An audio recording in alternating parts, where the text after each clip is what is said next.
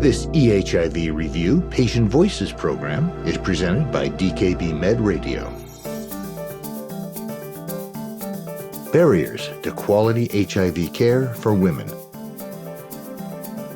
Women in America, and particularly women of color, account for a disproportionate percentage of people living with HIV. Why is that?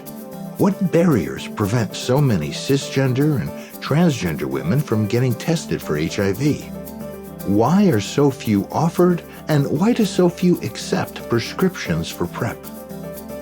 This Patient Voices program is a companion piece to the recent eHIV review issues by Dr. Kathleen McManus from the Division of Infectious Diseases and International Health at the University of Virginia. Our guest host today is Justin Alves, one of our eHIV Review program directors. Hello, and thank you for joining us today to help better understand the barriers facing women who need HIV care. I am really excited today because we have a special guest who I've known for quite some time, Bridgette Picou, who is a nurse who specializes in caring for people with HIV and AIDS, and who is someone who has actually been living and surviving with HIV for quite some time. And so, Bridgette, I'm so excited to have you here today to join us to talk about this. Thank you for having me, Justin. I really appreciate it. It's nice to be here. And so I wanted to sort of just get right into it. Do you want to tell us a little bit about you and your journey becoming a nurse and sort of working within the HIV field? Sure. So I've been living with HIV for 10 years now. I was diagnosed at 40, well before I became a nurse. I didn't become a nurse until after my diagnosis. And it's been a journey. I like to refer to myself as thriving as opposed to just surviving with HIV, because I think that is important for all of us with the diagnosis. And I love that differentiation, that thriving with HIV. And I hope as you sort of talk about it, tell us more about what that means to not just be surviving or living with HIV, but thriving with HIV. Absolutely. For me, the difference between thriving and surviving is what I call living in my truth, right? So HIV is a diagnosis that carries a lot of stigma. It is a diagnosis that can be very lonely. It is a diagnosis that people try to weaponize against you. And so when I'm thriving with HIV, you can't do that to me.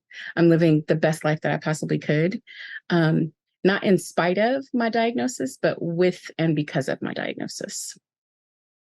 And so how did you get to a point where you can be thriving with HIV? What did that journey look like I imagine you didn't get diagnosed and start thriving right away, right? And so do you want to take us through what the beginning was like for you and sort of how that progression happened? Sure.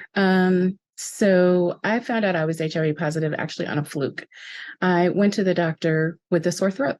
Went in, saw, I think it was a nurse practitioner, or no, it was a PA, a physician's assistant. And she looked at me, she said, "You have strep," which is rare for adults to get. Gave me some antibiotics, and that would have been the end of that. But what happened was the same time that I went in for this appointment, the clinic that I went to they were starting a new women's program. And it was free to women, but you just couldn't have the appointments on the same day. So they allowed me to come back the next day for a well woman exam. So pap smear, breast exam, all of that stuff. And hindsight being 2020 now, when I was talking to the doctor that I saw, I was kind of telling her, I'm turning 40. I have all of these new allergies. I'm not feeling well. I'm run down. I feel like I'm getting a cold or the flu. And I think she suspected something, and kudos to her because that doesn't happen very often. She said, "Oh, well, let's do an STD panel." I'm like, okay, in my head, I don't have anything to worry about. And she said, "While we're at it, we'll do an HIV panel." And I'm like, okay, nothing to worry about, right? I go home, I'm taking the antibiotics. They're not working. I'm supposed to go back a couple of days later for this appointment. I called the clinic because the antibiotics are not working. So they're like, "Come back in, You'll see the doctor again. We'll give you something different. And in my head at the time, I wasn't working. This was well before Obamacare, so didn't have insurance. I wasn't going to pay another sliding fee scale to see somebody again. Like with, I don't know about other folks, but with Black folks, we figure it'll go away. We're going to get better. So I didn't go back in for the appointment. And the nurse for this doctor called me and was like, hey, come in. We'll treat it like it's a results visit. You won't have to pay. Doctor will give you something and we'll cover the bases. I'm like, okay, cool. Still not thinking anything of it.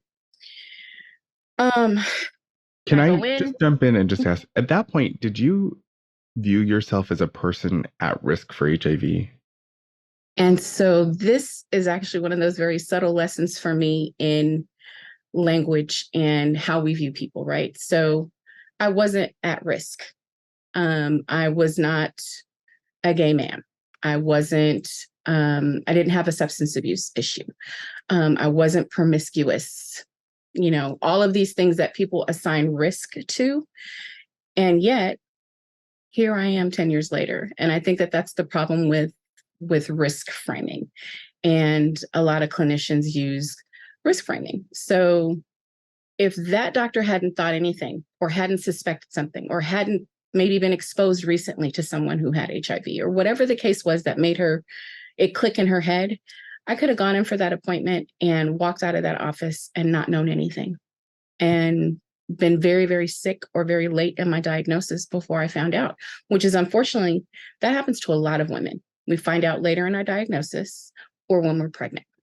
And so that is a tiny blessing.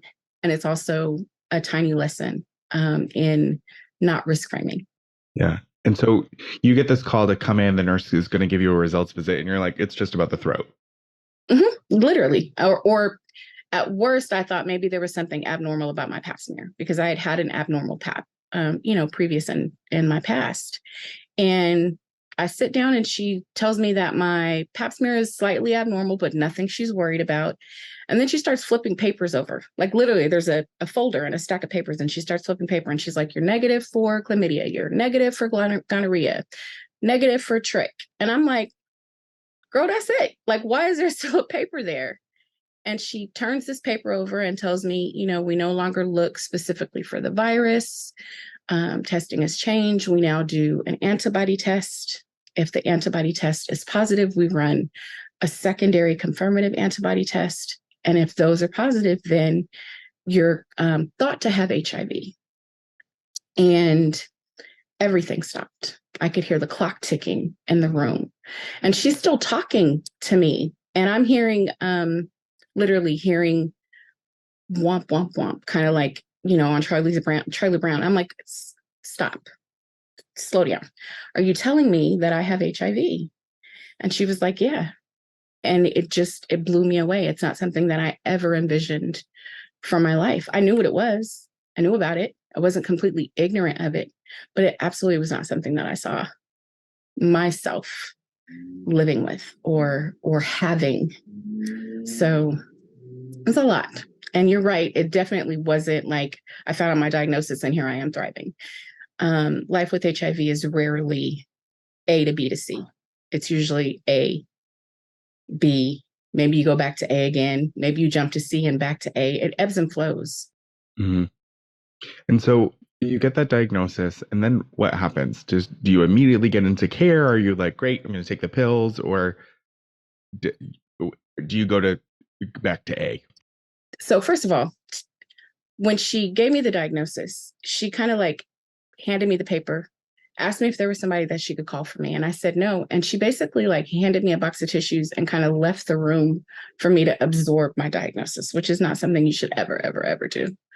And so in that moment, there wasn't a person that I could think of that I could call that I didn't worry would judge me. And I have a terrific, amazing support system. I have a loving family, but in that moment, the shame of it was just overwhelming. They didn't do HIV care at this clinic, so they referred me to another clinic.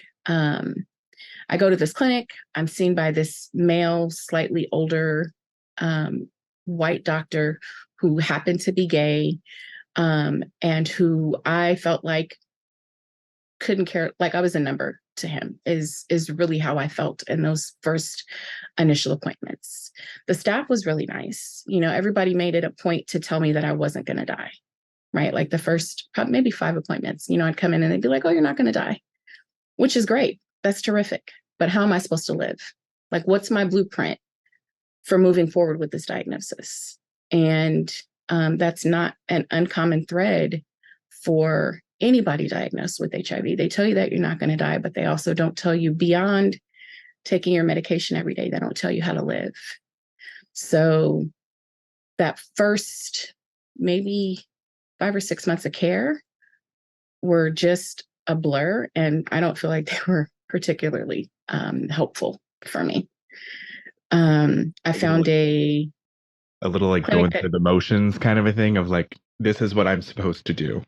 Yeah. And when he started talking to me about taking medication, I was like, okay, that's great. How do I afford it? Because I don't have insurance. Nobody thought to tell me about ADAP, which is the federal program that will help you cover your HIV medications. I didn't find out about that until I found the second clinic that I went to, which is really where I started getting the care that I needed. Even though there were barriers to care there too. Like the place that I went to was a grassroots organization. So it'd been around for a long time doing HIV care, but it had been around for a long time doing HIV care for, people most affected in the beginning of the epidemic, which is gay white men. And so it wasn't particularly welcoming. Most of the staff wasn't particularly welcoming. And I don't think it was on purpose. I think it was just, I wasn't what they were used to. I'm this heterosexual Black female. And so those first kind of visits really were just finally getting help and getting medication and, starting that, but also trying to find my footing in this space where there's not a lot of information about women. There's not a lot of studies about women. There's not a lot of, it's hard to do a Google search and come up with information for just women, which is one of the reasons that the Well Project, where I work, is such a valuable resource, because we focus on women and girls, and there's very little of that to be found. When you say you came to this clinic, it was grassroots, it was for people living with HIV, thriving with HIV, but you didn't feel welcome. What would have made you feel more welcome, right? Because I think all the time when we're talking about, engaging women in care, we got to figure out how to make them feel welcome. What would have made a difference for you? What do you do in your practice now that you think makes a difference, kind of a thing? I really think recognizing that women living with HIV have different sets of issues and concerns than men living with HIV have, right? Like, we're different demographics. There are things that affect women that don't necessarily affect men in the same way. Like, for example, just as a broad example, care of children. Like, we have children that we have to take care of. So going to an appointment means either making sure that you have someone to pick your child up from school if they're in school, bringing them with you if they're not of school age or if it happens to be summertime. And so who watches the child while you're in this appointment with the doctor, when traditionally you don't bring kids with you unless they're the ones being serviced. There is an additional layer of, we all face stigma with HIV, and it's not to take any of that away from any other group of people, but the stigma in the Black community, the stigma when you're talking about women, because there's a whole other way that people look at you with HIV. There's this weird hierarchy of acceptance when it comes to HIV. So if you were born with HIV, then you get all of the love and all of the sympathy and support because there was nothing you could do about it, right? But if you are a gay man, then you're being punished. If you are a woman, then obviously you were either promiscuous or you were abusing drugs in some form or fashion. So we don't deserve the sympathy We don't deserve the extra courtesy and kindness. And that's so twisted, because we're living with the human condition that none of us asked for and that none of us can do anything about except manage. And so when you go out of your way to recognize that there are other things that someone is faced with, the language that you use when you talk to them, the questions that you ask about why they're missing appointments, why they're late for appointments, makes a difference in how welcoming they feel. And it also makes a difference for how engaged they stay in their care. And, well, I think what's really powerful is you talk about the human condition and like the simple kindnesses, right? Like it's actually not a huge thing to make a clinic really welcoming. It can be really simple little kindnesses that make a big difference. And so as you got into this clinic and you had this different experience, how did that transform your life? What was that? How did you go sort of in this clinical space from living with HIV and going through the motions of taking the pills to really thriving with HIV and creating a clinical practice that is enviable amongst many nurses? So, it's funny. It triggered me when you said a welcoming environment, because I can remember, as I think back now, like the walls of the clinic that I went to had drag queens all over the walls. There were all of these adverts and magazines for gay events that were going to be happening, and for support groups for gay men. There was a quilting class for gay men. And so as a woman, I didn't see myself reflected anywhere in there. And so that can make a huge difference for how people come in and the attitude that they have when they come in.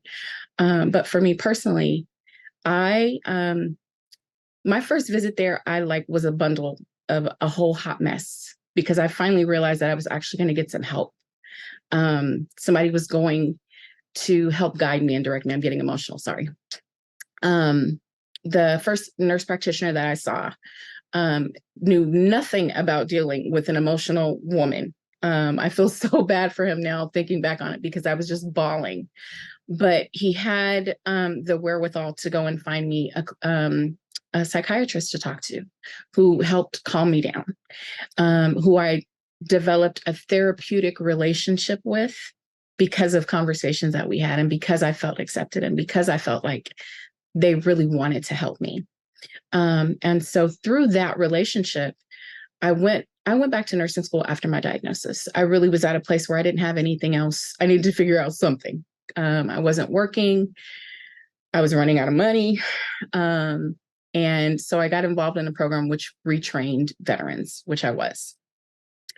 I decided to go to nursing school, and towards the end of nursing school, the psychiatrist was like, "Oh, you should come and work here at the clinic." And I was like, "No, that's not what I want to do."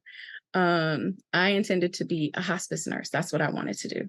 I wanted to help a family the way that my dad's hospice nurse had helped us. But they had a women's empowerment seminar. It ended up being the first one that they had ever had at this clinic. It was the first one that I had ever gone to. It was the first space that I had been in where there were other women living with HIV. So it was the first time and I had been going to the clinic for 2 years at that point. The first time that I looked around and saw people who looked like me, who talked like me, who had my experiences. Even though there was only one other Black woman there, the community of being around a lot of women and feeling and seeing that acceptance was number one. But the other thing was that at that point, I was only maybe two and a half years into my diagnosis. And the women were still so very, very stuck in shame, in guilt. There was a woman who had been living with HIV for, I think, like almost 18 years. And there were still members of her family who didn't know that she had HIV. And so it was an eye-opener for me to recognize that I wasn't quite as bogged down in shame about my HIV as I thought I was. I was doing better, so to speak, than some of these women who had been living with it much longer than I had. And so at that point, I decided that maybe I could work here, because maybe I could make a difference for another woman. Maybe I could help someone be a light. And what I ended up finding out was that it wasn't just women, it was women and men. It was people of whatever race, color, or creed, because I made it a point to look at people and to see people and to listen to people and to hear their stories. And I say I cheated stigma a little bit because I had all of these opportunities to listen to these stories and other people's experiences, and recognize that HIV didn't change me. It made me better in a lot of ways. I wouldn't be the woman that I am now if not for HIV. And part of that was through the relationships that I built over time in the clinic. And I feel like my experience, and I don't really care if it sounds arrogant or not. It's not how I intended. My experience and my outlook on my HIV status and what I wanted to do made a difference in that space. And I think that we as clinicians, all of us, have that opportunity to be able to do that. It's all in the way that we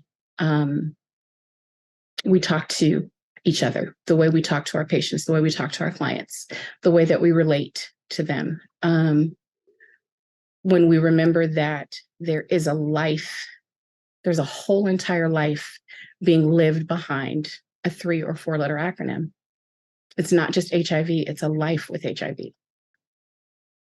And Bridgette, I've known you for some time now, and I think that you really do thrive with HIV. And I think you are the epitome of like paying it forward. You were like, this didn't work for me. I'll be damned. I'm going to make it work for somebody else. And so I wonder if you want to talk a little bit about some of the things you do with the Well Project and in your practice now to really make it work for women who are engaging in care, who maybe were late to care or maybe are just struggling to stay engaged in care. What does that look like for your practice now? It really, no matter what that is, no matter what that interaction is, it really looks like communication and talking. It looks like language. It's remembering that it's simple things. And I think that sometimes, especially historically, because practitioners who engage in HIV care have been doing it for a long time, right? And so they're used to how it was in the beginning. And they still say things like infected. They still say things like at risk. And so it's remembering that language matters. It changes all the time, and it can be very frustrating. As we know, politically, it's charged right now. But there are subtle things that you can do in the language that you use when you talk to people that make all of the difference in the world. You acquired HIV. You weren't infected with HIV. You are not HIV infected. You're living with HIV. It's remembering that shared decision-making matters. Like, women living with HIV don't all of a sudden become non-sexual beings because we're living with HIV, right? We still want to engage in a healthy, happy, pleasurable sex life. So have the conversations about pleasure, because it matters. Why is a woman having sex? Is it for pleasure?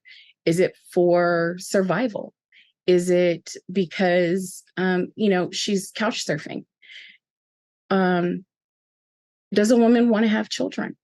It used to be, they told women, you have HIV, don't get pregnant.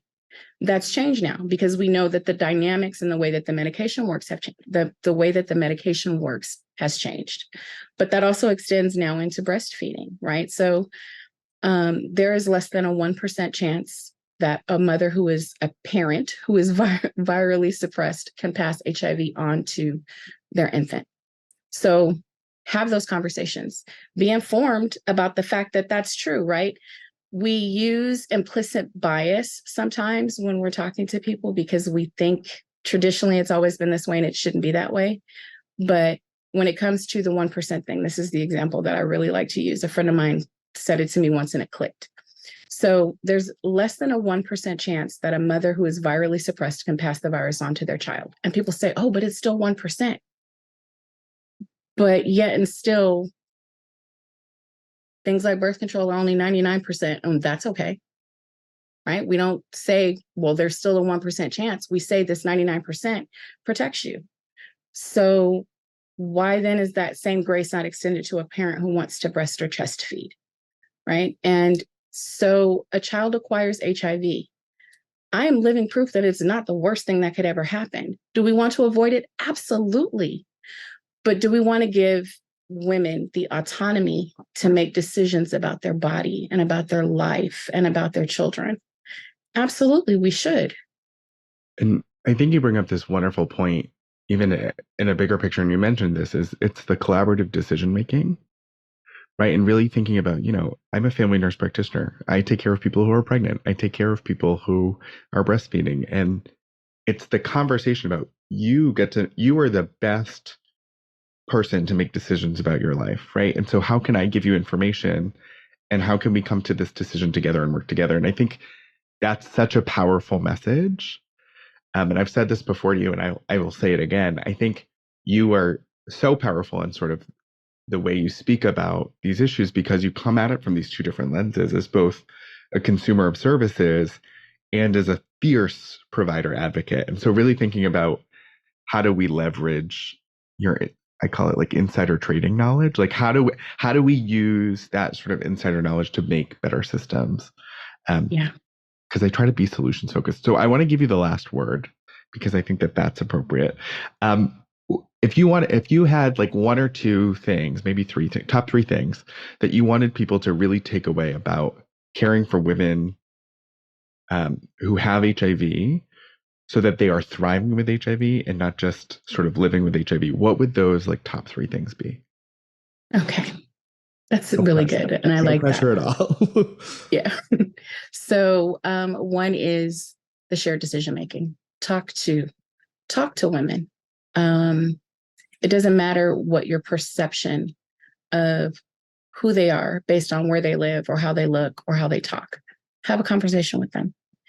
Women are not a monolith, although there are considerations that should be made for how we are different from our male counterparts. And last but not least, and I think it's the most important, is language matters, because language is how we communicate, and how we communicate is how we care for each other. It is the most effective tool that a provider or clinician has for engaging a woman in care and having them stay in care and having them want to be a part of that care. So language matters. Use your language and choose your words carefully because they matter. And so I just want to thank Bridgette Picou from the Well Project for being here with us today and talking about HIV and women and what we can do to really care for women better. Thank you so much, Bridgette, for coming and sharing your beautiful story and really hopefully teaching all of us some new things. I absolutely appreciate the opportunity to have been here. It's important that women be given a voice, and I appreciate you choosing me to do that.